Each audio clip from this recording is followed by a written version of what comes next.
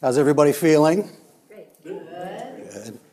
I'll go ahead and get started. I'm Frank Falker. My company is called Digital Media Positioning. And what I often say when people ask me what I do is I tell them that I find successful people and I turn them into recognized authorities.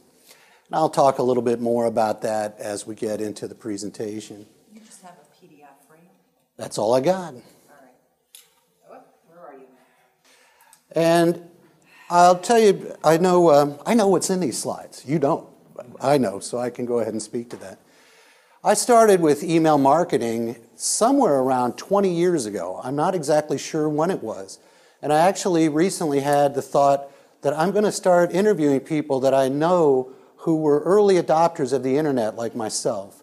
I actually started doing online commerce in the 1980s using what was called a bulletin board system. It was before the internet existed. I was in the printing industry, and I convinced a newsletter publisher to send me his newsletters through the modem from Bryce Mountain Resort, where he lived, because he was making 22 round trips a year to Tyson's Corner to drop off floppy disks to Balmar Printing to get his newsletter printed. And so anyway, I was always an early adopter of these types of things. I can tell you that's not always a great place to be, because it was 7 years before I got another customer to start sending me print jobs online. I think you're ready. That looks like it, thank you. I don't think this works with that, does it? Yes, it should, well, if it works at all. There was a, Michael started having a problem. If it doesn't work, I'll use the. Looks like it's got battery. We'll see. Okay, we'll see. I'll throw it at Peter. It'll work for that. Anyway, so that was just another story. But I've always been able to see the application of these things sometimes before my customers did. And so there is no value present if the customer doesn't see it. It's a little insight for you there that I've come across. That the bleeding edge early adopters are the ones with the arrows in the back. So email marketing was something that I started doing very early on, and I used something called a listserv. And this was before Constant Contact came to the world. And when they did come to the world, it was somewhere around 1996 or 1997. I thought, wow, this is great because I can send messages with photographs in it and hyperlinks and all kinds of great stuff. So I started using them very shortly after they came into existence. And this, oh, look at that, yay. So believe it or not, this is me a long time ago. And I, at one point, about 3 or 4 years ago, and I think this is when we met, Constant Contact had approached me and asked me to become what they call an authorized local expert for them. And so I was authorized. All right, I want you to understand this. And now what I do, as I say here, I'm an agent of authority, and I'll talk more about that in a minute. When I was asked to talk about email marketing, because I've been doing it for so very long, I was like, email, schmeemail. But I thought, I think there's an important lesson from email that ties in with authority positioning and authority marketing that I want to share with you today. Email marketing was really the original social marketing platform. Obviously, it pre-existed the internet, Facebook, any Instagram, Twitter, what have you, because it's two-way. I send it out, but you can reply back. You can also forward it on. You can forward it on to multiple people. It can become viral. You can choose to engage in the conversation or not engage by opting in or opting out of a list. And even today, as I look back on it and compare it to all these other platforms that we have to work with, I believe it is a social platform. I like what you said also, though, about actually going out and seeing people, which many of us today are afraid to do, that it's important that that is part of what you do. Because everything we do, whether it's search engine optimization, mobile responsive website, email marketing, or whatever, it comes down to initiating, nurturing, and developing relationships. And the most important place you can do that is person to person, belly to belly, and that's something I've really been working on. I'm getting much better at it. They say that email has the highest return on investment of virtually any type of marketing you can do, with like $40 back for every dollar you spend on email marketing. Now, you would wonder, and I don't dispute that. I'm not quite sure how you come up with that number, but I will say this. Email marketing is extremely inexpensive. It's unbelievably inexpensive. And it can have a tremendous impact. I have seen people sell thousands of dollars worth of goods and services by sending out a $5 email. So I don't think 40 to 1 is necessarily untrue. A couple of things I would say, though. One is, it used to be, and we'll see an example of this here in a minute, that what people would send out was a newsletter, an email newsletter. We've all seen that. But today, nobody has time to read a newsletter, email or otherwise. But the only kinds of newsletters that really get read are high-end special interest newsletters like investment newsletters, where people have a very deep and specific interest, and they'll even pay for the privilege of being able to get that information.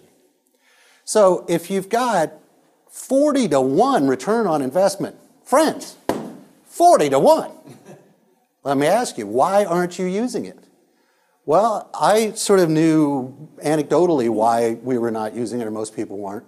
But it wasn't until I worked with Constant Contact for a little while that I found out through their study. They have, at any given time, they have nearly 700,000 active accounts, and they've been in business for almost 20 years.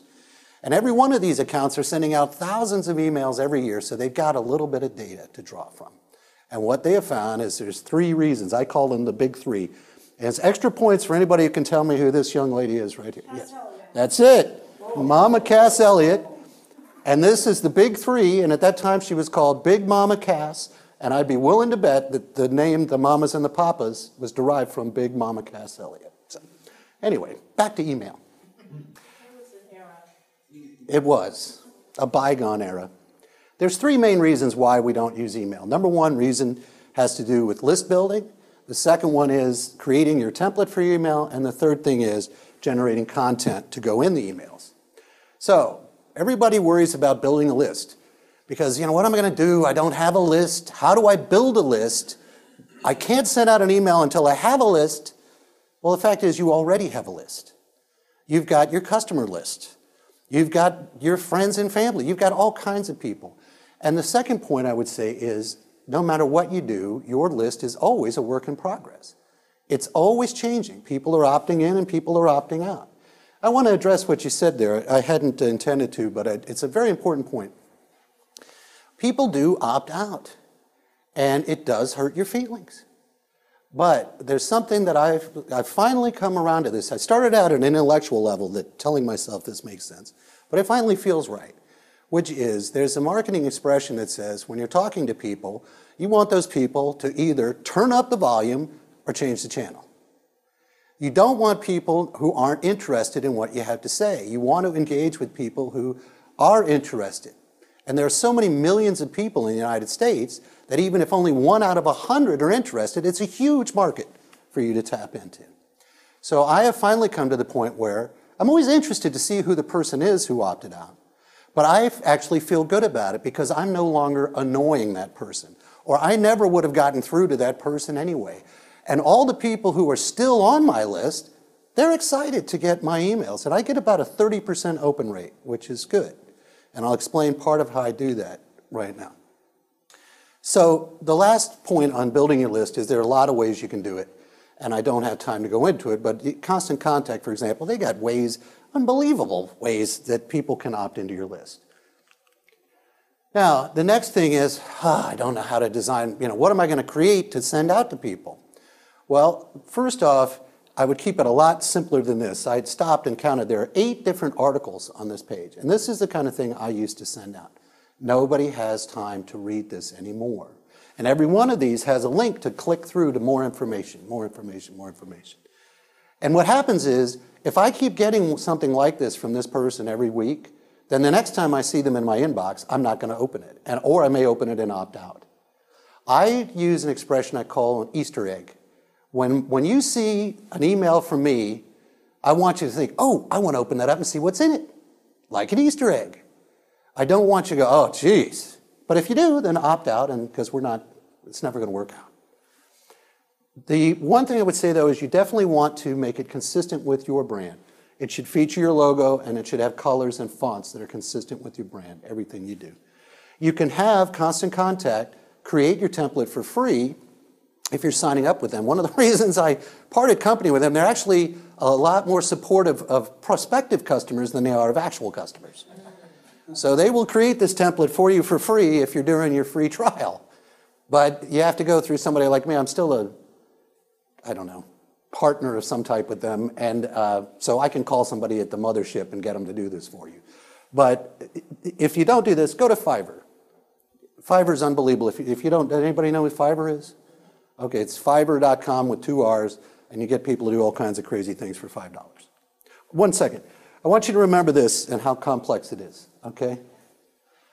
Now, the last thing is nobody knows what to write. Everybody gets, writer's block, and they just don't know what to do or what to say. So what I would show you in a minute here is keep it short, keep it simple. Everybody's got a short attention span, and I'll give you an example. Every email should only address one problem that your target market has and give them a solution and a link for additional information.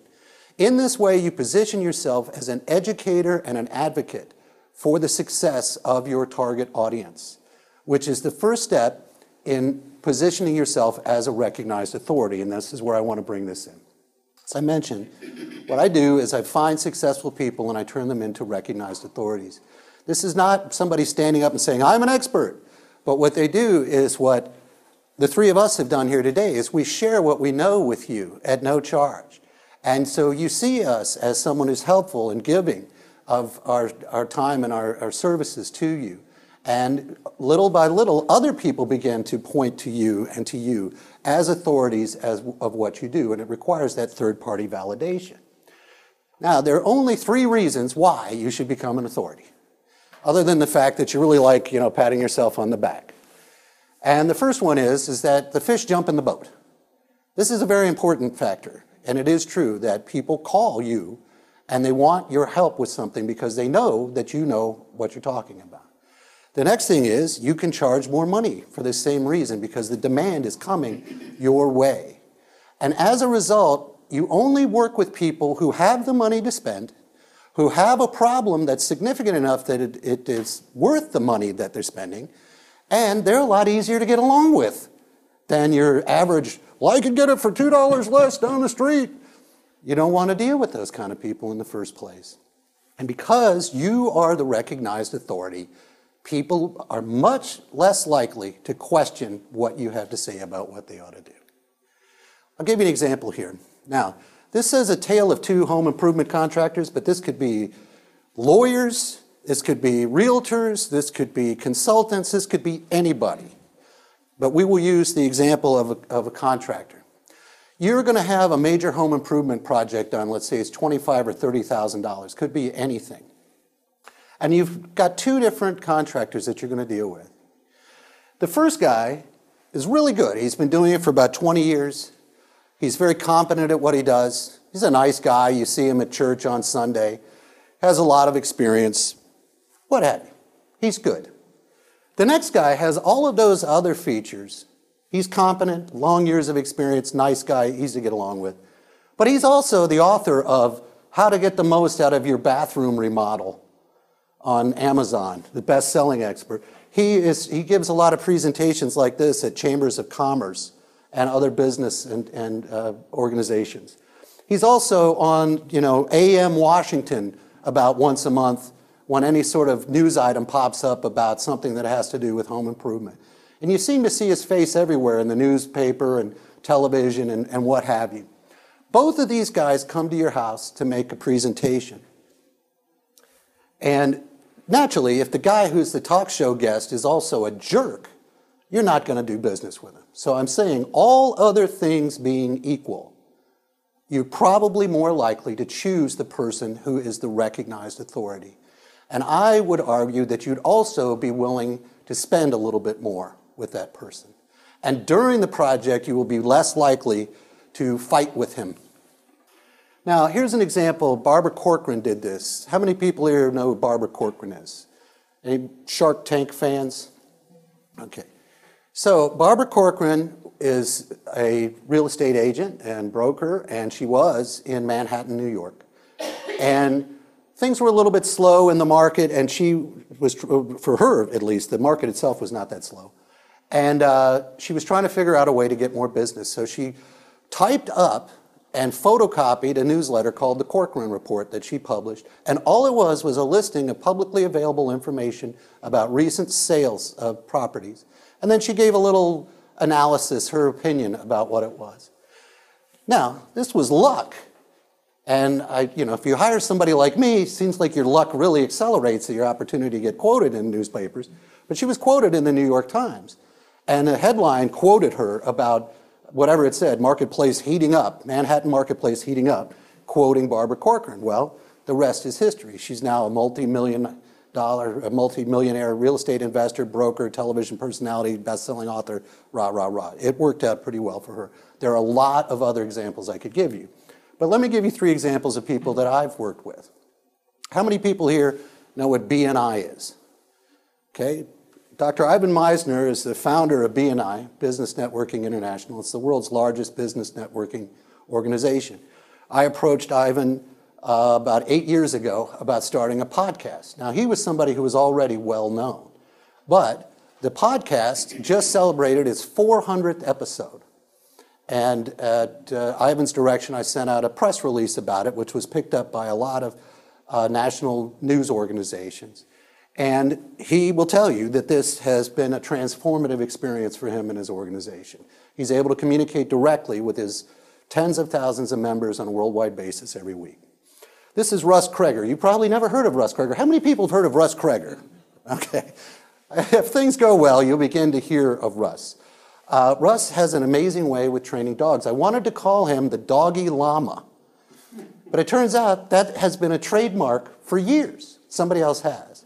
But he just has this amazing way with dogs that you would think if you saw the before and after that the dog had been drugged, is how much difference there is in the behavior. I worked with Russ to get this book written, made it a bestseller on Amazon. Russ is now featured in a series of videos on the Savannah Morning News. It's down in the low country of Georgia and South Carolina on Hilton Head Island on their website. And he's about to start having his own radio segment on a radio station that's on Hilton Head Island that I'm making happen for him, and it's not going to cost him anything. This is Stacia Kelly. She's a nutritionist. She just has signed up with me. She's the author of 4 books now, of which 3 focus on wellness, and one's actually a fantasy novel, like science fiction thing. And but anyway, she's about to release a book on July 1st that's called Slim, Fit, Happy You. And it's all about a 4-step process that she has that involves nutritional supplements, diet, exercise, and stress management. And so these are all people that I'm currently applying the same formula to. Now, here's how you can get started, whether you want to position yourself as an authority or you just want to start using email. If you give me, would you mind handing me that bowl, please? This bowl right here, thank you. If you put your business card in this bowl for me, I will get you, I'm doing a recording of this presentation, and I will get that to you along with this slide deck, and I'll also give you access to an online course that I created that's called Introduction to Constant Contact Toolkit. It's a video course available through the web, and it will teach you what's going on with constant contact and all the different features that it has. But I would recommend that you start with this. They do have over 400 customer service people who are available 85 hours a week to help you walk through any problem that you would have with your constant contact account. Now, whether you use constant contact or what you use, I'm just about wrapped up here. How much time do I have left? Okay, great. Well, I'm going faster than I thought. Whether you use constant contact or not, I want to make a few recommendations to you in terms of how to get the most out of your email. If you remember, the 3 things, the big 3 were list building, template creation, and content generation. So we talked about list building. There's a lot of different things you can do. You can create a QR code when somebody scans it and it signs them up with your list.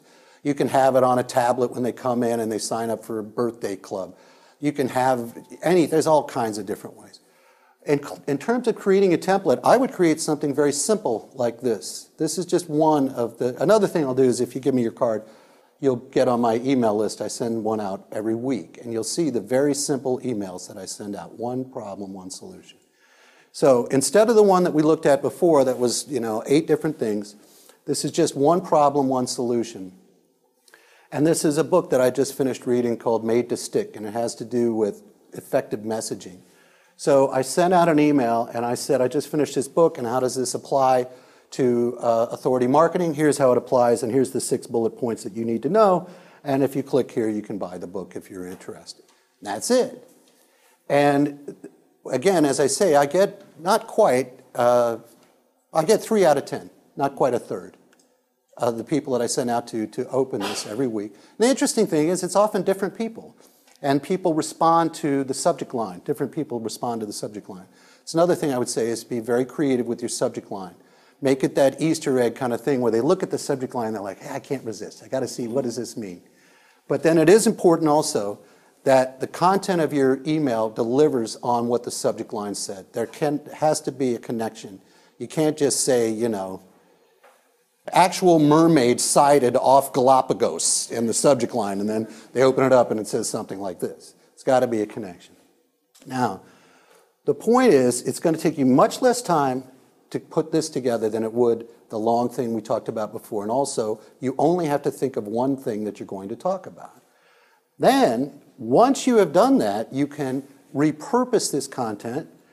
Here, I have the exact same thing on my blog. It is the exact same content.